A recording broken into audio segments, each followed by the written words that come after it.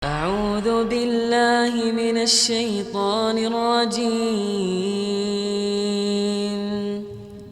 بسم الله الرحمن الرحيم. Ada satu kaidah dalam Al-Quran. Ini menarik kaidahnya. Di Quran surah ke-65 At-Talaq, di akhir ayat kedua, di awal ayat ketiga, bahkan bonusnya di awal ayat keempat. Jadi ayat 2, 3, 4, akhir ayat kedua, awal ayat ketiga dan keempat. Perhatikan gambarannya di sini. Allah memberikan rumus kehidupan, sederhana rumusnya, tapi butuh perhatian dan keyakinan yang dalam. Wa may yattaqillaha yaj'al lahu makhrajan. Siapa yang bisa meningkatkan takwanya kepada Allah? Perhatikan rumusannya di sini ya. Siapa yang bisa meningkatkan takwanya kepada Allah, saat takwanya meningkat, yaj'al lahu makhrajan, maka kami jadikan seluruh kehidupannya menjadi mudah. Ya. Makhraj itu jalan keluar dari setiap persoalan. Jadi kalau semua persoalan sudah ada jalan keluar, mudah kan? Cara memahami dengan cepatnya. Di rumus mendapat kemudahan dalam hidup itu sederhana. Kalau ingin rumah tangga mudah, pekerjaan mudah, belajar mudah, rumus tercepatnya kata Quran tingkatkan takwa. Ya. Silakan Anda cek ya. Di zaman Nabi pun sampai zaman sahabat dan masa-masa setelahnya, orang-orang yang cepat belajar saja. Saya menulis buku yang terakhir itu tentang bekal Nabi bagi penuntut ilmu dia. Kami sering ditanya, bagaimana caranya supaya cepat bisa menghafal, mudah untuk mempelajari. Ternyata semua ulama yang belajar dari tuntunan Nabi itu bukan karena punya kemampuan yang cerdas untuk menangkap sesuatu dengan cepat, karena semua itu terbuka peluangnya bagi siapapun. Tolong catat kalimat ini ya. Di Quran diisyaratkan tidak ada manusia bodoh. Semuanya punya potensi yang sama. Yang ada barangkali guru yang belum tepat dalam mengajarkan atau murid yang belum serius dalam belajar. Penelitian menunjukkan 90% otak manusia itu cerdas. 90%. 5%-nya genius. Ya, 5% lagi idiot. 5% idiot. Jadi kalau ada yang merasa bodoh itu cuma 5%. Karena 90%-nya dia pintar. Dan kalau ada yang merasa jenius, jangan kebanyakan sombong, karena itu pun cuma 5%. Nah, ya? Tapi standarnya semua orang itu punya kecerdasan dan diberikan oleh Allah potensi yang sama. Itu ada di Al-Baqarah ayat 31 itu, posisi paling kiri sebelah atas. Ya. Wa 'allama Adam al-asma'a kullaha. Dan Allah telah mengajarkan pada Nabi Adam, ya, pada Adam itu semua aspek yang dibutuhkan dalam kehidupannya. Semua ulama sepakat di situ, para ulama tafsir. Di bekal hidupnya semua diajarkan, termasuk pengetahuan. Bahkan Al-Baghawi dalam tafsirnya Al-Khazin mengatakan semua potensi bahasa diberikan, kemampuan dunia diberikan. Adam itu manusia, hanya beliau nabi. Kita juga manusia, tapi bukan nabi. Karena beliau nabi, sifatnya langsung diajarkan. Tapi karena kita bukan nabi, namun sama-sama manusia, potensi itu diberikan pada diri kita. Walaupun Allah tidak mengajarkan langsung, tapi potensinya diberikan. Lihat persamaannya ya.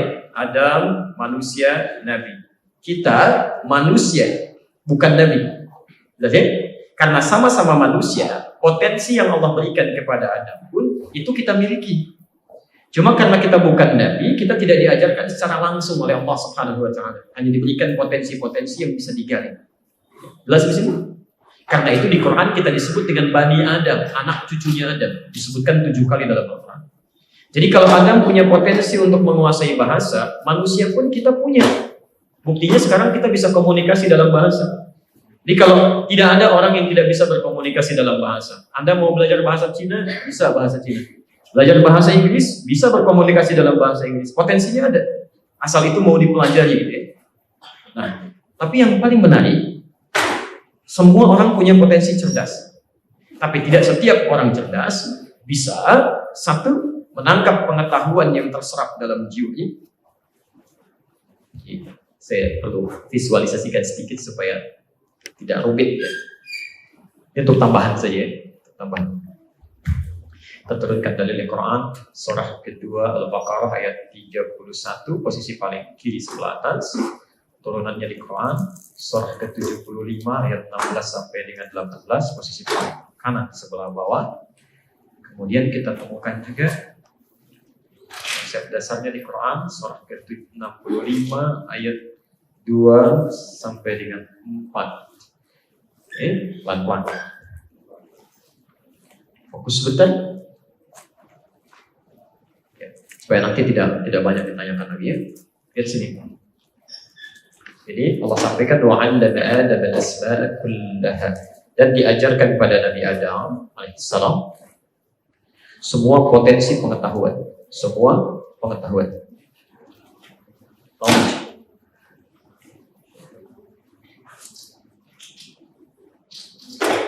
Sekarang kita turunkan. Ada manusia bukan? Tahu dari mana? Oke, Quran surah ke-15 ayat ke-28 kan? Ada manusia. Baik. Manusia.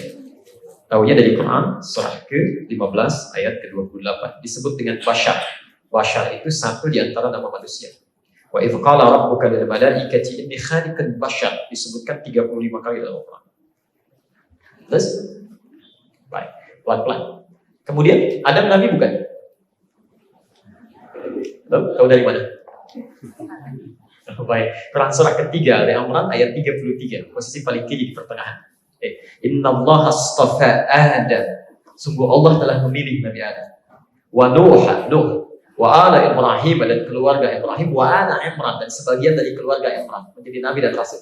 Ya, ada nabi saja seperti Adam, ada rasul seperti Nuh, ada Ibrahim dan Isa, anaknya Maryam anaknya Imran. Maka disebutkan keluarga Imran. Quran surah ketiga ayat 33. Jadi Adam itu selain sebagai manusia, beliau sebagai apa? Nabi. Fokus. Ketika beliau dipilih oleh Allah Subhanahu wa taala untuk mengemban misi sebagai khalifah, pemakmur bumi.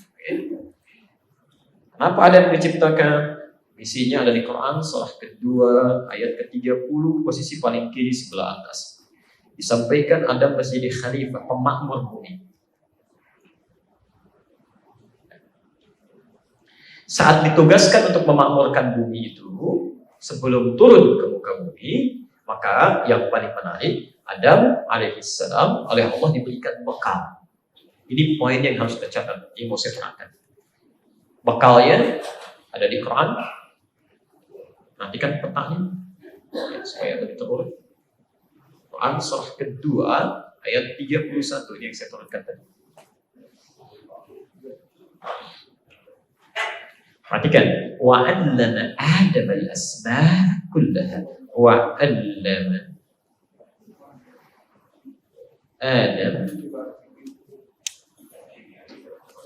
al-asma' kullaha.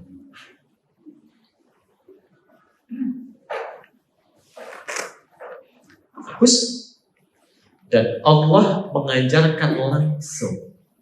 Ya, allama itu mengajarkan langsung pada Adam al-asma' kullaha, semua jenis pengetahuan. Asma jama' bentuk plural dari kata ism. Jadi semua jenis, dan ditegaskan semuanya. Semua jenis pengetahuan, knowledge, semua diajarkan oleh Allah. Langsung diajarkan semua jenis pengetahuan, ilmu. Baik. Karena Adam ini nabi, ya kan? Manusia tapi juga nabi, maka sifat kenabian itu menjadikan beliau mendapatkan kekhususan dari Allah.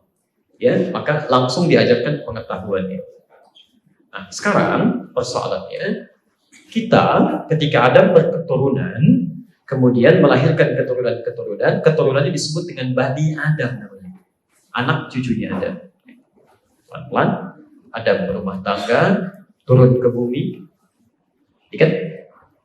diciptakan, dikasih bekal, diberi tugas, dikasih bekal, diturunkan ke bumi, turun. Quran surah kedua ayat 38, posisi paling kanan sebelah atas.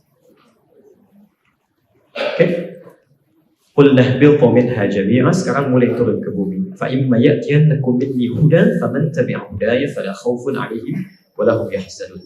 Saat turun ini diberikan bekal. Oke, bekal tadi untuk dibawa sebagai misi khalifah. Singkatnya, turun ke bumi, saya lebih percepat sedikit ya. Berjumpa lagi dengan istrinya, Hawa. Kemudian mulai berumah tangga sampai berhubungan dan melahirkan keturunan. Quran surah ke-7 ayat 189. Ya. Setelah keduanya berhubungan sebagai suami istri, kemudian lahir keturunan. Keturunannya disebut dengan Bani Adam, anak cucunya Adam. Disebutkan 7 kali dalam Al-Quran, diantaranya Quran surah ke-7 ayat 31. Terus, saya agak lambat sedikit ya. Adam diciptakan sebagai seorang manusia, ini dalilnya. Tapi beliau juga nabi, ini dalilnya. Jelas? Di sini. Teruskan, ditunjuk sebagai khalifah, ini dalilnya. Jelas? Sebagai seorang khalifah mesti punya bekal, diberikan pengetahuan, ini dalilnya. Jelas? Setelah dapat bekal, diturunkan ke bumi, ini dalilnya. Jelas? Walaupun ada kejadian nanti. Ya. Setelah itu turun, menyatu dengan istrinya, hidup berumah tangga, jelas? Melahirkan keturunan, disebut Bani Adam, jelas? Sampai ke kita sekarang. Nah, sekarang perhatikan. Ini hanya Adam saja, yang ini Bani Adam. Lahir kita ini termasuk Bani Adam. Baik. Kita manusia bukan? Manusia. Ini kita, Bani Adam, kita juga manusia. Baik. Kita nabi bukan? Bukan ya? Baik. Ada yang mau peralat? Tidak ya? Baik. Pelan-pelan. Kita bukan nabi. Nah, sekarang perhatikan persamaan. Ada manusia, kita manusia. Ada nabi, kita bukan nabi. Karena sama-sama manusia, maka sifat manusia itu ketika diciptakan oleh Allah, fungsinya menjadi seorang khalifah, bekal ilmunya diberikan. Jadi ketika kita sama-sama manusia dengan Nabi Adam, maka pengetahuan ini pun melekat pada diri manusia, pada diri kita. Jadi ketika Adam manusia diciptakan diberikan pengetahuan, kita pun sama diberi. Di potensi pengetahuan di kita, ini jadi apapun itu bisa. Dan itu sudah terbukti. Ya, tapi fokus di sini, karena Adam ini beliau Nabi alaihissalam, maka sifatnya diajarkan langsung. Jelas ya? Untuk membedakan dengan manusia yang lainnya, mesti ada perbedaan. Di semua Nabi Rasul diajarkan langsung oleh Allah. Sedangkan kita karena bukan Nabi, hanya diberikan sisi potensi saja. Ya, potensi pengetahuan. Yang kalau ini dikeluarkan, maka dengan itu kita bisa mendapatkan apa yang telah Allah tanamkan dalam diri kita. Karena itulah ketika Nabi diutus, Nabi meminta kepada kita untuk menggali pengetahuan itu. Apa wahyu pertama yang diturunkan? Iqra. Apa artinya Iqra? Baca, intinya belajar. Belajar itu yang disebut dengan ta'allum. Mengajarkan disebut dengan ta'lim. Makanya kalau ingin mendapatkan pengetahuan, Anda ikut ta'lim. Belajar. Jelas ya? Belajar. Itu bisa dalam ta'lim seperti sekarang atau yang formal sifatnya. Jadi kalau ingin menggali pengetahuan, untuk pintar itu kita sudah pintar. Jadi fitrah manusia itu nggak ada yang bodoh, fitrahnya pintar. Yang ada manusia yang tidak mau menampakkan kepintarannya, itu saja. Jelas ya? Atau tidak mau menggali kepintarannya. Jadi jangan pernah simpulkan bahwa anak saya kok nggak berkembang, anak saya kok seperti kelihatan orang bodoh. Tidak. Allah menciptakan anak Anda pintar, jangan menjadikan terbalik. Jelas ya? Jadi poinnya. Nah sekarang, pintar ini menggali, kan harus digali pengetahuan yang pertama, potensi. Harus dikeluarkan. Bagaimana cara mengeluarkannya? Kalau yang standar, belajar, taklim. Tapi kalau cuma belajar, mau muslim pun belajar. Yang lain belajar. Orang beriman mesti beda belajar. Maka itu diturunkan di ayat-ayat Quran menuntut kita untuk belajar seperti tuntunan Allah Subhanahu wa Ta'ala dan Rasulnya. Itu beda. Kalau cuma belajar biasa, saya beri gambaran ini. Ada penelitian dari pakar. Kekuatan ingatan manusia itu dibagi 4 bagian. Ada yang cepat ingat, lambat lupa. Ada yang kedua cepat ingat, cepat lupa. Ada yang ketiga lambat ingat, lambat lupa. Saat mau ingat lama, gitu. Tapi lupanya pun lama juga. Yang agak repot yang keempat, lambat ingat, cepat lupa. Kita sudah terangkan 2 jam. Bisa dipahami? Belum Ustaz. Baik, jelaskan lagi ya. Uraikan lagi 30 menit. Paham sekarang? Belum. Itu agak susah. Dan begitu ingat keluar dari masjid, lupa. Itu yang keempat ya. Nah, itu satu di antara 4 yang normal. Tapi ketika Anda belajar mengikuti ketentuan Allah dengan iman, itu Masya Allah, tercipta manusia kelima. Tadi materinya baru saya ajarkan di Al-Azhar. Ya. Tercipta manusia kelima. Manusia kelima itu tipikalnya cepat ingat, sulit lupa. Jadi maaf ya, mau lupa aja susah Pak, bukan mau ingat. Mau lupa susah. Jadi susah dibuat lupa gitu. Jadi sesuatu dibaca, ingat. Mau lupa susah. Oke? Dan itu yang menarik. Bagaimana belajarnya? Itu dengan takwa. Begitu Anda tingkatkan takwa kepada Allah, itu ternyata bukan otak kita yang cepat menghafal, ilmu yang ditanamkan oleh Allah Subhanahu wa taala dalam jiwa kita. Itu yang pernah terjadi dan digambarkan langsung pada diri Rasulullah. Ketika menghafal Quran, pengen cepat hafal, cepat mengucapkannya. Ya, kan biasanya keinginan penghafal Quran itu begitu ingin menghafalkan, cepat kan diucapkan. Dari kali kita pulang raiba fi hudal lil muttaqin. Demikian anak-anak kita kalau belajar dari kecil kan, supaya ingin cepat hafal. Tapi ada yang hebat. Quran surah 75 ayat 16 sampai 18. La tuhaddid bihi lisanaka lita'ajjala bihi. Muhammad, jangan kau cepat gerakkan lisanmu sekedar ingin cepat menghafalkannya. Inna alaina jam'ahu wa Qur'an. Ikuti petunjuk kami akan tanamkan Quran itu dalam jiwa. Jadi bukan beliau yang cepat menghafalkan Qurannya, Allah yang mempercepat Quran itu hadir dalam jiwanya. Fa idza qara'nahu fattabi' Qur'ana. Kami akan bimbing dalam dirimu, ikuti saja itu. Anda bisa praktekkan ini. Kita pernah itu ya, adakan sistem semacam ini. Masya Allah. Sekarang Pak, dulu standar menghafal Quran itu 2 tahun. Sekarang orang 20 hari hafal Quran, 27 hari hafal Quran, 30 hari hafal Quran. Ada adik kelas kami itu dengan ibunya ingin ikut program menghafal Quran 30 hari. Ibunya berniat menjadi hafizah. Anaknya berserah kepada Allah, terserah mau diberi berapapun. Nggak diberi juga nggak apa-apa. Diikuti hukumnya. Apa yang terjadi setelah 30 hari ibunya tidak hafal Quran 30 juz, tapi anaknya 27 hari hafal Quran 30 juz. Nanti satu saat kalau masuk materi ini nanti saya ungkapkan ya, keluarkan turunkan ayat-ayatnya kita. Tapi saya sudah tuangkan dalam bentuk buku itu. Bapak Ibu bawa, ajarkan pada anak-anaknya. Itu petunjuk Nabi langsung itu. Ya, petunjuk Nabi langsung.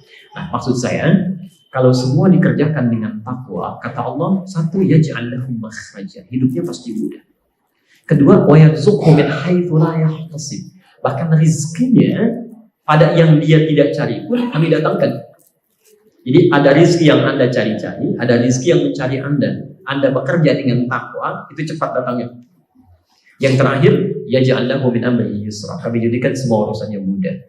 Jadi kalau ingin mudah mendapatkan apapun termasuk dalam hidup, ayo keluarkan teori takwa di Quran. Disebutkan 115 kali. Bapak ingin bertakwa, keluarkan ayat Al-Quran menjadi suami takwa. Ayat-ayatnya keluarkan. Ibu keluarkan petunjuk Quran tentang perempuan takwa. Anak-anak takwa. Demi Allah saya katakan ya, gak usah tinggi-tinggi lah. Begitu dikeluarkan, sebulan pelajari itu. Ayat tentang ayah, ayat tentang ibu, ayat tentang anak. Demi Allah saya katakan, tidak akan pernah terjadi di rumah tangga kecuali nikmat. Ada nyaman gitu dan tidak memikirkan banyak hal yang bahkan tidak seharusnya dipikirkan. Jelas di sini. Jadi mohon izin untuk mengingatkan apapun yang kita kerjakan dalam kehidupan, coba hadirkan suasana ini ya, dan gali lebih jauh. Dan dengan itu insya Allah akan ada kemudahan-kemudahan yang bisa kita dapatkan.